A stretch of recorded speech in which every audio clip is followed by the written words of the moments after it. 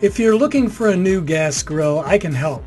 I'm Max Good, Director of Equipment Reviews and Keeper of the Flame at AmazingRibs.com. Gas grills are the most popular outdoor cooker.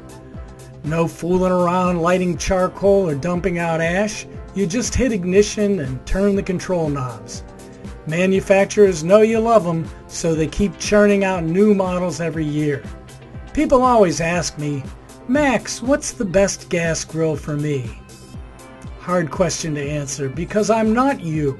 So start by asking yourself, how much do you want to spend and how big of a grill do you need? Let's start with price. Like everything else, you get what you pay for. Not to say decent low-cost equipment doesn't exist, but you shouldn't expect a $200 grill to be as well made as an $800 grill. On the flip side, when you get into more expensive models, your expectations should shoot up along with the price tags. Now size. Unless you're trying to squeeze a grill into a small space like a condo patio, go big. Why? Well, obviously if you have a big family or host a lot of parties, but there's another very important reason many overlook. Most gas grills have a limited cooking temperature range. With all burners on low, they typically only go down to about 400 degrees Fahrenheit. So if you want to roast a turkey at 325 degrees, or go low and slow on ribs at 225 degrees, you need to do a 2-zone setup, with some burners shut off to create a moderate indirect zone with heat supplied by the lit burners. But when you go 2-zone, you cut your active cooking surface in half.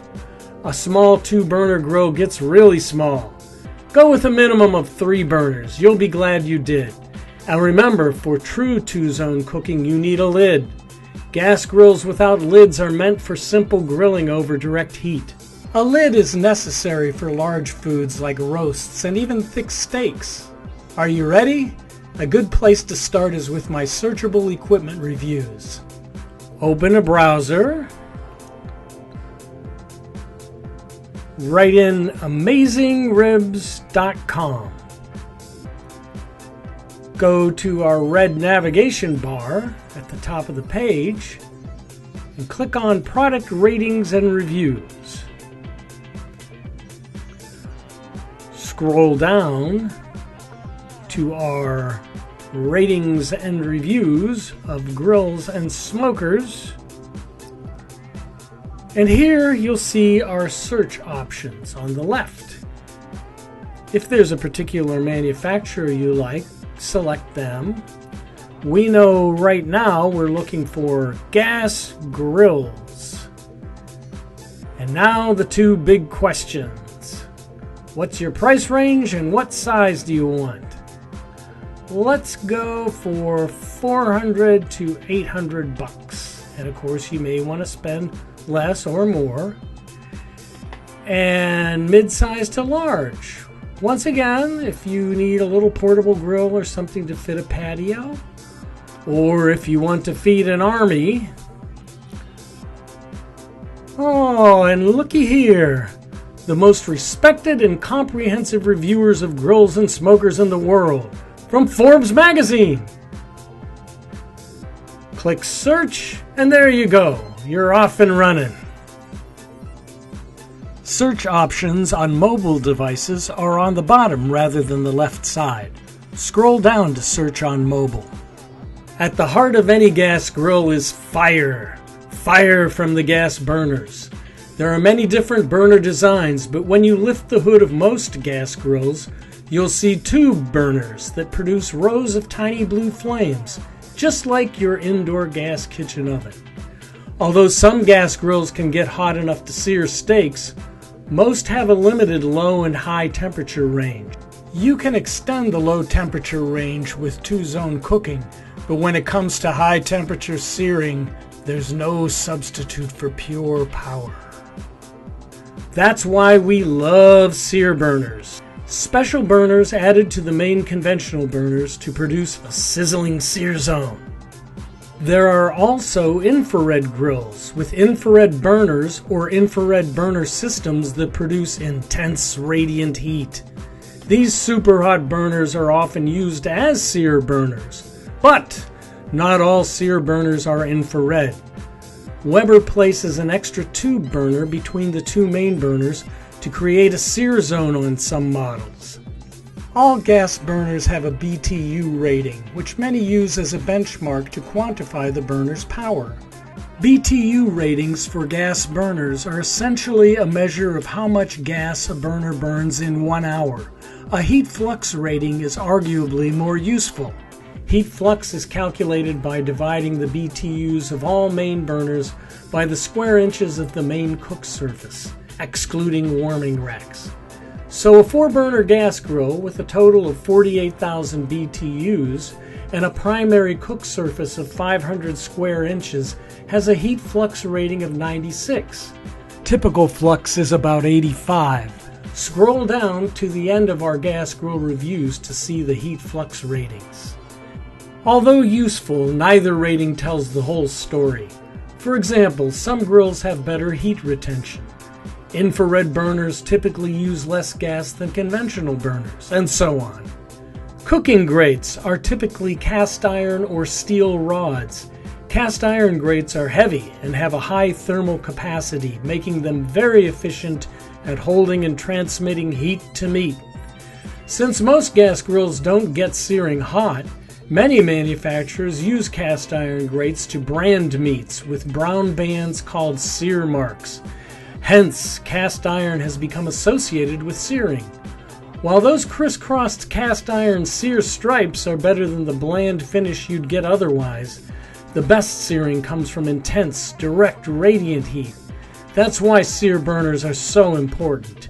And if you have gas burners capable of generating intense temps of 700 degrees Fahrenheit and upward, thin steel rod grates are our favorite choice because they expose the meat surface to direct radiant heat from below and allow an even overall brown crust to develop rather than alternating stripes of brown and bland. Stainless steel rod grates are also easy to clean and last and last and last a long time. Ooh, those shiny stainless steel grills look so flashy. Beware, quality stainless steel is expensive. Low-cost manufacturers use cheap, thin stainless steel and often load up on extras like cut-rate sear burners and control knob lights to dazzle you into buying. LED lights on control knobs and under the hood are useful and look cool, but remember, you get what you pay for. Cheap electronics are pretty much doomed to fail, if they even work to begin with. Look at the warranties. If you're on a tight budget, you may be better off going for a basic grill from a quality brand with a longer warranty. We talked about the necessity of having a lid earlier. Some lids are double-walled for better heat retention, always a nice feature, particularly in cold climates. Now let's talk about what's planted in just about every gas grill lid you'll find: an antiquated, inaccurate thermometer. Even if these cave-era heat estimators were accurate, they're located high above the cook surface and are routinely off by 50 to 100 degrees. You absolutely need accurate modern digital thermometers. Don't worry, we've got searchable reviews for them too. Gas grills are easy to fire up, and the two most common ignition systems to start your grill are electric and piezoelectric. Piezoelectric ignition uses a small spring-loaded hammer to hit a crystal and produce an electric charge to light the burners. Electric ignition is usually battery-powered, though many higher-end grills are wired. Some grills have a single igniter that lights all burners. Others have dedicated igniters at each control knob. Some single igniter systems must be sparked separately for each burner. Some have a crossover system which allows the first lit burner to ignite all other burners. Expensive luxury grills often have fancier flamethrower or hot surface ignition, but electric and piezoelectric are the two you're most likely to encounter. Extra, extra, lots of extras are available. Some grills come with a rotisserie system, and most brands offer them as options. Rotisserie is great for poultry and large roasts. If you want to do rotisserie grilling, look for a model with a rotisserie back burner. These are usually long, thin infrared burners that run from left to right up high at the back of the grill. You can use a rotisserie effectively without a dedicated back burner, but it's nice to set a drip pan full of veggies under that tasty meat and let the back burner sizzle away. Built-in tool hooks, condiment trays, fold-down side shelves, and slide-out LP gas tanks are welcome additions as well. Speaking of gas, we have LP gas in a tank and natural gas, as in the type piped into your home for heat and indoor cooking. Most residential grillers use LP gas tanks. Natural gas is popular for built-in outdoor kitchens and a viable option for any gas griller. You just need a gas line running out to your deck and a compatible gas grill. Not all gas grills can run on natural gas, although some can be switched with conversion kits. Whichever fuel you choose, make sure the grill you select is compatible. And after you find the gas grill of your dreams, come back to AmazingRibs.com early and often for tested recipes, tips and techniques, and everything you need to know about outdoor cooking. And if you really want to have some good old barbecue fun, check out our Pitmaster Club, 16,000 members and growing. Grab your tongs and jump in. And while you're at it, sign up for our free email newsletter, Smoke Signals. It's the best way to keep up with our new articles, new recipes, and new product reviews. AmazingRibs.com, the biggest, baddest barbecue website in the world.